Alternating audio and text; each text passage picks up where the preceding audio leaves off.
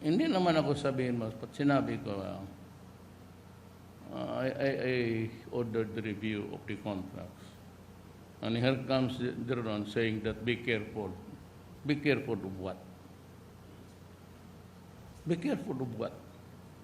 Pareho man kami dumaan ng Department of Justice. Why should I be very careful in reviewing contracts that are not to the interest of the people? And the onerous and burden provisions there that the people have to honor.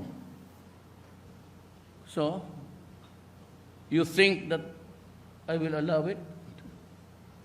Just because we cannot impair the obligation of our contracts? You know, sabihin ko sa iyo, you push me, nandyan yung media.